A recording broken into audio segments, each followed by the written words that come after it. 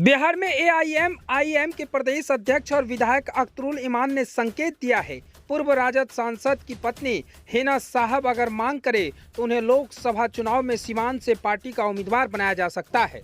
गुरुवार को विधानसभा परिसर में पत्रकारों से बातचीत के दौरान उन्होंने कहा कि पहले उधर से टिकट के लिए पहल तो हो जाए। उन्होंने कहा कि कभी राजद की सरकार में मोहम्मद शहाबुद्दीन की मदद से बनी थी, लेकिन निधन के बाद राजद के किसी नेता ने उनकी कब्र पर जाना भी उचित नहीं समझा। हमारी पार्टी हर उस आदमी को आमंत्रित करती है जिनमें अन्याय से लड़ने की क्षमता हो, न्याय के शासन की स्थापना में रुचि हो। उन्होंने कहा कि लालू प्रसाद यादव या नीतीश का शासन न्याय का राज्य स्थापित करने में विफल रहा है। समाज के गरीब, अति पिछड़े और अल्पसंख्यकों को न्याय नहीं मिल रहा है।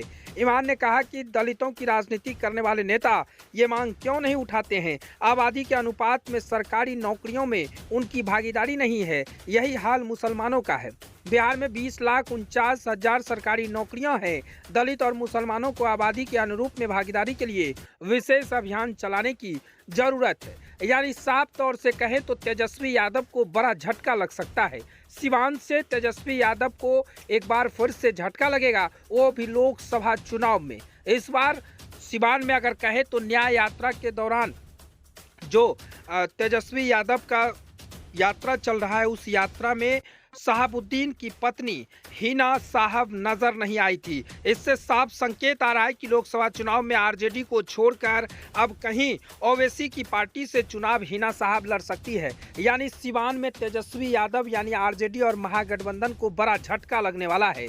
हिना साहब उस यात्रा में मौजूद नहीं दिखी और साफ तौर से कहे तो हिना साहब शहाबुद्दीन की पत्नी हैं और शहाबुद्दीन की पत्नी होने के नाते वो आरजेडी में थे। लेकिन जिस तरह से तेजस्वी यादव का इन दिनों बिहार में जन विश्वास यात्रा चल रहा है, इस विश्वास यात्रा जब सिवान पहुंचा तो सिवान में शहाबुद्दीन की पत्नी हिना साहब मंच पर नजर नहीं आई। इससे साफ संकेत हो गया है हिना साहब को ओवैसी की पार्टी से भी आमंत्रित आ रहा है। लेकिन इससे साफ है कि प्रदेश अध्यक्ष हाँ कहने का इंतजार है। प्रदेश अध्यक्ष का अगर हाँ हो जाएगा तो हिना साहब ओबीसी की पार्टी से सिवान से लोकसभा सीट पर चुनाव लड़ेगी और वहां से जीत दर्ज करेगी। यानी साहब कहे तो हिना साहब मूड बना ली है, अब आरजेडी को छोड़कर ओवैसी की पार्टी ज्वाइन करेगी। उन्होंने कहा है कि अल्पसंख्यकों की आवाज उठाने वाला कोई भी लोग नहीं है। जब शहाबुद्दीन की मौत हुई थी तो उनके कब्र पर भी कोई भी आरजेडी के नेता नहीं पहुंचे थे। ये तमाम चीजें जो है वो हिना साहब को थोड़ी सी खेत पहुंचा रही है। उसके बाद शहाबुद्दीन को लेकर अगर कहें तो आरजेडी से पूर्व से जुड़ा हुआ नेता है। लेकिन जन विश्वास यात्रा के दौरान तेजस्वी यादव सिवान पहुंचे थे। सिवान में शहाबुद्दीन की पत्नी हिना साहब मंच पर नजर नहीं आए तो लोग कई संकेत लगा रहे हैं, कहीं सिवान से तेजस्वी यादव को बड़ा झटका तो लग सकता है। देखना बड़ा दिलचस्प होगा आगामी